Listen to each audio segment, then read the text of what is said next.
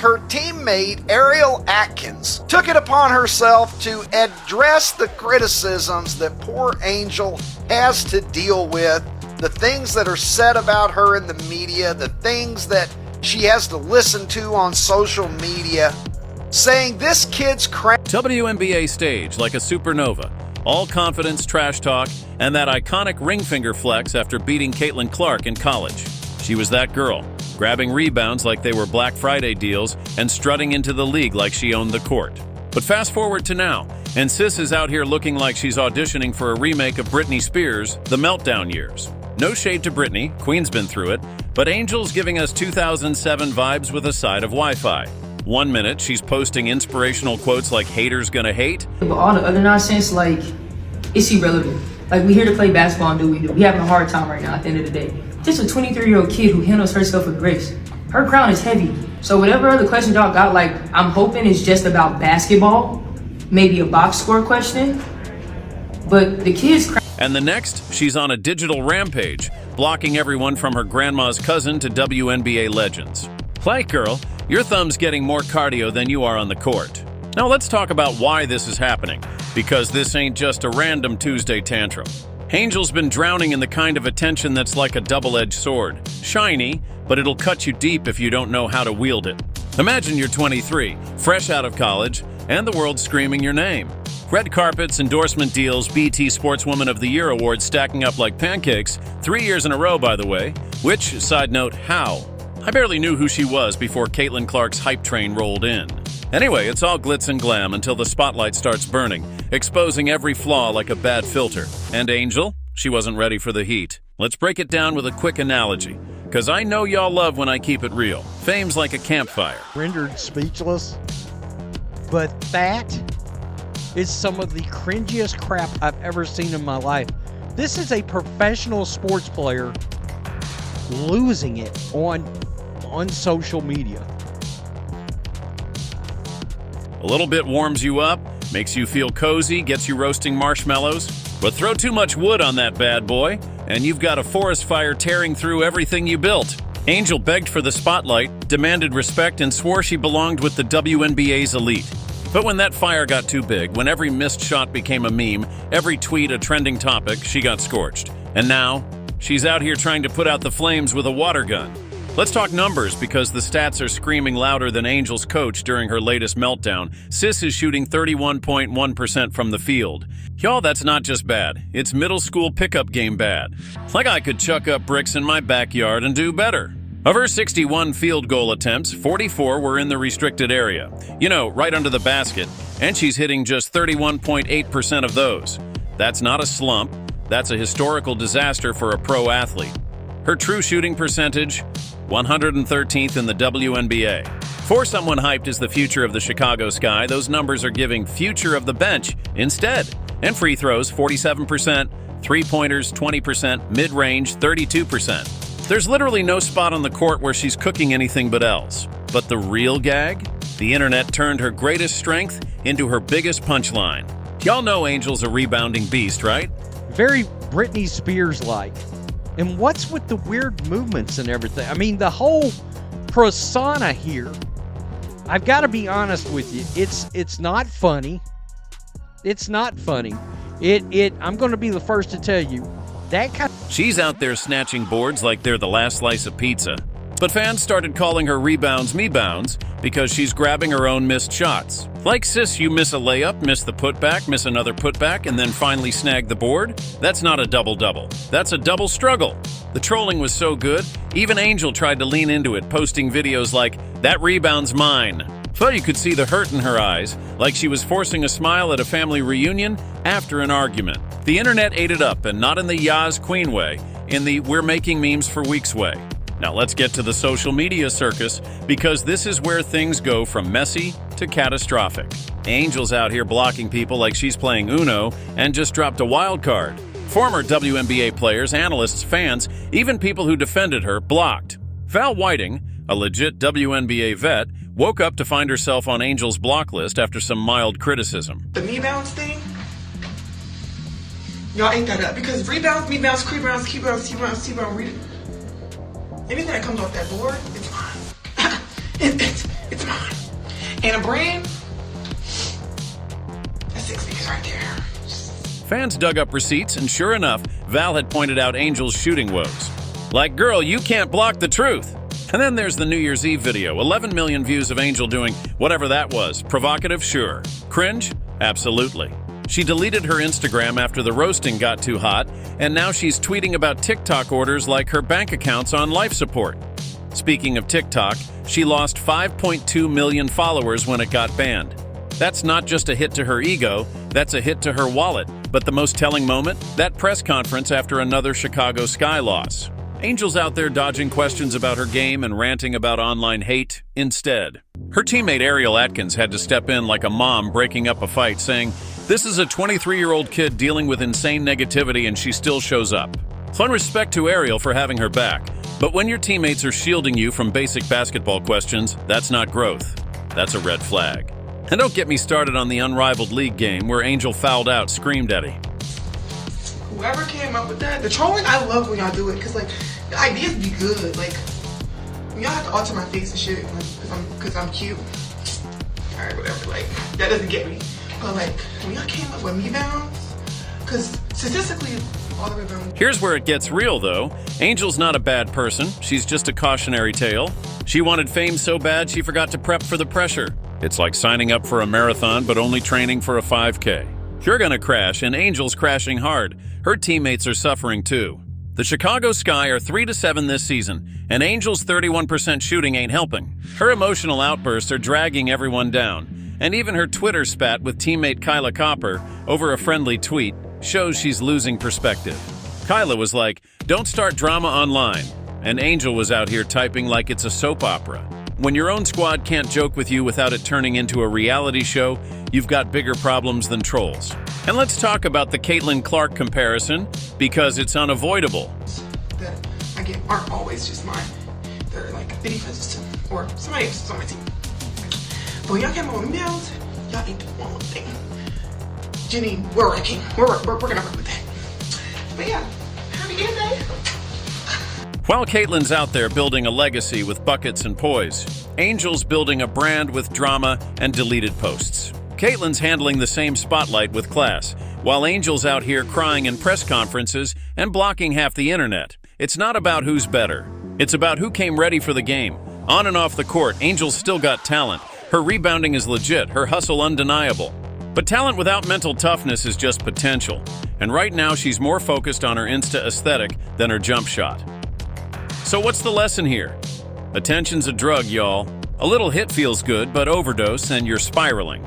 Angel demanded the spotlight but didn't read the fine print. It exposes everything. Every miss, every meltdown, every misstep becomes content. And when you're out here chasing likes instead of working on your game, the crash is inevitable.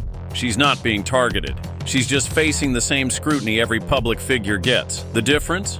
Most handle it better because they knew what they signed up for. These players in this league were never ready for the attention they've gotten, I guess. Angel Reese is starting to look like, and Jason Whitlock called it, this. Angel's learning the hard way that you can't block criticism, you can't delete accountability, and you can't demand respect, you earn it. Here's my real talk for Angel. Sis, log off. Delete Twitter, Instagram, TikTok, lock yourself in a gym and get to work. The basketball gods don't care about your follower count or your designer drip. They care about one thing. Can you put the ball in the hoop? Right now, the answer's no. And no amount of motivational quotes or blocking sprees is going to change that. You've got the talent, but you need the mental toughness to match.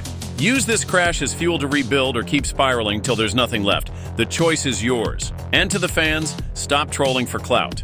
Yeah, the me-bounce memes are funny, but piling on a 23-year-old who's clearly struggling, ain't it?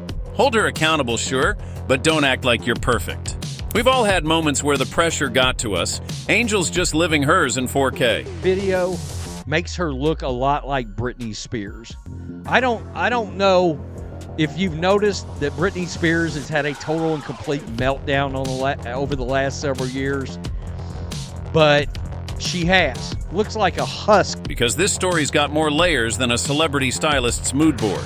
Angel Reese, 23 years young, burst onto the WNBA scene like a supernova. All swagger, trash talk, and that iconic ring finger flex after she outshined Caitlin Clark in the 2023 NCAA Championship. She was that girl, snatching rebounds like they were the last pair of limited edition sneakers, strutting into the pros with a chip on her shoulder and a crown on her head. Beat Sportswoman of the Year? She's got 3 of those stacked up like pancakes at a brunch buffet. And honestly, I'm still side-eyeing that one, and 'cause how you racking up awards like that when half the world didn't know you till Caitlin Clark's hype train rolled through. No shade, just facts. Angel was poised to be the WNBA's next big thing, a force on the boards and a firebrand off the court, ready to dominate with her hustle and her headlines. But fast forward to 2025, and Sis is out here giving us Britney Spears circa 2007 vibes, and I'm not talking about toxic in a good way. Angel Reese directly addresses major criticism about her game. Now, my initial thoughts, my initial reactions is, why are we addressing criticisms about our game? Shouldn't we be working on our game? Picture this. 1 minute. Angel's posting inspirational quotes on Instagram like, "Haters gonna hate, I'm still great," all while posing in designer fits that cost more than my rent. The next, she's on a digital rampage, blocking everyone from her high school gym coach to WNBA legends. Her thumb working overtime like it's training for the Olympics. It's not just a block here or there. She's out here curating her comment section like it's a full-time job, torching fans, analysts, and even former players who dared to whisper a critique. Like, girl, your block button's getting more reps than you are in practice. And the internet? Oh, they're eating it up, turning her every move into a meme faster than you can say viral. So what's got Angel spiraling harder than a fidget spinner in 2017? Let's break it down with an analogy, because you know I love making the complex feel like a chat over coffee. Fame's like a campfire, y'all. A little spark warms you up, makes you feel cozy, gets you roasting marshmallows with your squad. But throw too much wood on that fire. Too many endorsements, too many headlines, too many expectations, and you've got a full-blown inferno burning down everything you built. Angel begged for the spotlight, demanded respect, and swore she belonged on the same stage as the WNBA's elite. She walked into the league expecting red carpets and standing ovations. Should we be in the training facility? Shouldn't we be in the practice facility? Shouldn't we be in the gym? Shouldn't we be doing something that, I don't know, enhances our game? I don't know, improves our game? Why are we addressing people and their criticism? But what she got was a spotlight so bright, it's exposing every crack in her game, her mentality, and her social media strategy. And when that fire got too hot, Sis didn't just get singed, she's out here trying to douse the flames with a squirt gun, and it's not working. Let's talk about the basketball side first, because the numbers are screaming louder than a courtside Karen. Angel shooting 31.1% from the field this season. Y'all, that's not just bad, it's middle school pickup game and flip-flops bad. Like I could chuck up shots in my driveway after a few too many margaritas and probably hit at a better clip. Of her 61 field goal attempts, 44 were in the restricted area. Layups, dunks, the stuff right under the basket where you're supposed to feast. But Angel, she's hitting just 31.8% of those. That's not a slump, that's a statistical crime scene. Her true shooting percentage ranks 113th in the entire WNBA, which is like being the 113th best chef at a potluck. Nobody's asking for your recipe. Free throws, 47%.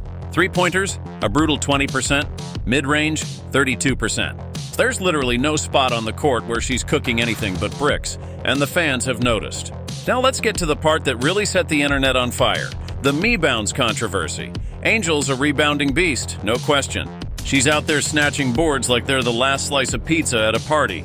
But the internet is heavy. Maybe BET should stop giving her crowns. For the 3rd straight year, named BET Sportswoman of the Year. I haven't even known who Angel Reese was for 3 years. How the does she have 3 of these? I didn't know who she was until I started watching Caitlin Clark. She's already stacking these things. In all its savage glory, started calling her rebounds me-bounds because she's grabbing her own missed shots. Picture this. Angel misses a layup, misses the putback, misses another putback, and then finally snags the board. That's not a double-double.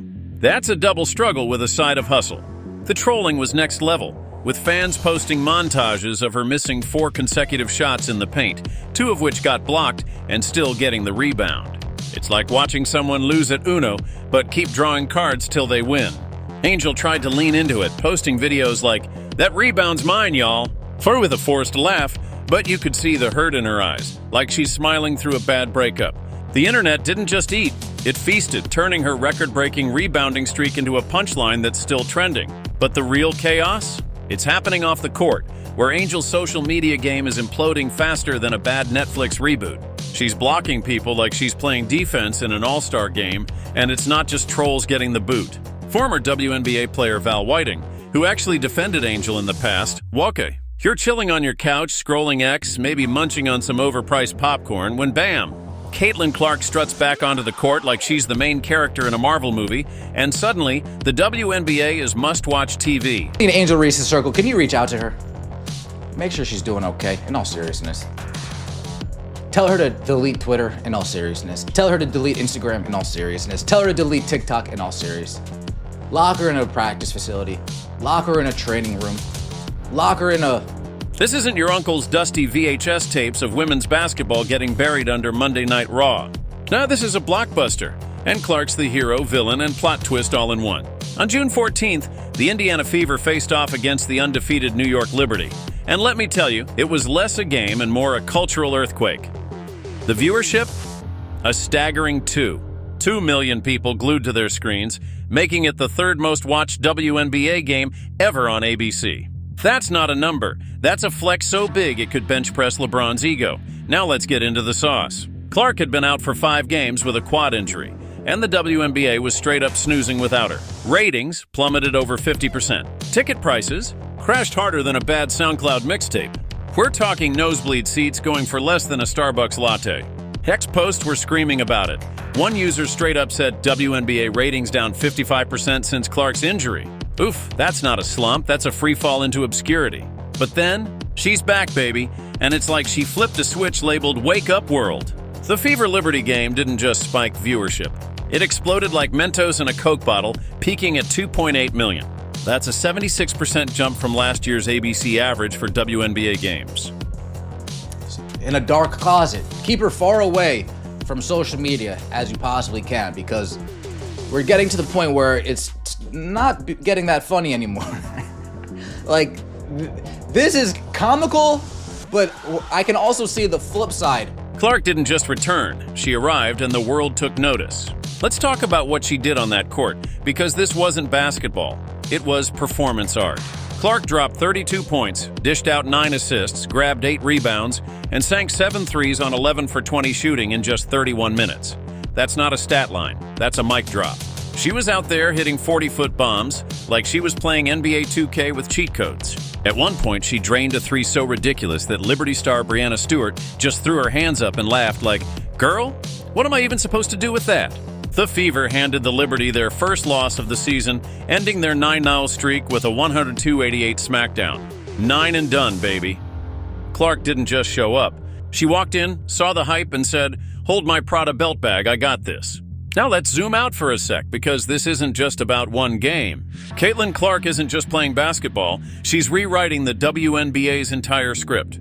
Remember when women's basketball was that thing you watched while waiting for the NBA halftime show to end? Yeah, those days are deader than skinny jeans. Clark's got the league buzzing like it's the Super Bowl, and the numbers back it up. Last season, she accounted for 26.5% of the WNBA's economic activity. That's not a typo. Seen fans saying she evidently has went on a blocking spree of people all over, including media members. And it's like, you do realize when you post things on social media, anybody, any regular... We're talking ticket sales, merch flying off shelves, and TV revenue so juicy, it's got advertisers begging for a piece. One expert estimated her impact on Indianapolis alone at $36.5 million. That's more than your favorite rapper's entire NFT collection. And for the WNBA, her presence could push the league's value past $1 billion this season. Billion with a B, fam, but here's where it gets wilder. Clark's not just moving the needle, she's yanking the whole damn compass. When she's on the court, arenas sell out faster than a Taylor Swift tour. The Fever's home attendance for that Liberty game? 17,274 screaming fans packed tighter than a Black Friday sale. That's not just a crowd, that's a movement. And it's not just indie. When the Fever play on the road, ticket prices jump 140% on average. StubHub said all 10 of the WNBA's best-selling games this season involved Clark. Without her, It's like the league's playing to crickets and folding chairs. Hex was buzzing with fans saying, "Take Clark out and it's like watching a 3 a.m. rerun of mini golf. Harsh but real." Now let's talk about the fans, because this is where it gets nuts. People aren't just showing up to these games, they're making pilgrimages. Case in point, 5 fans from Hong Kong flew 8,000 miles, endured a 22-hour flight just to watch Clark ball out in Indy. Public, once, boom, public. Or you're a celebrity or sports star or a musician and you're in the public light, you are subject to the harshest trolling, criticism, crushing, and people are... 22 hours. That's longer than your last Netflix binge. These folks weren't rocking basic jerseys. They were dripping in Prada, treating the game like it was Fashion Week with a side of hoops. Clark was so shook when she heard about it, she was like, "That's incredible. Tell them I say thanks." Imagine loving someone's game so much you'd cross the globe to see it live. That's not fandom. That's devotion. Clark's not just a player. She's a global icon, and her reach is giving the WNBA a passport to places it's never been.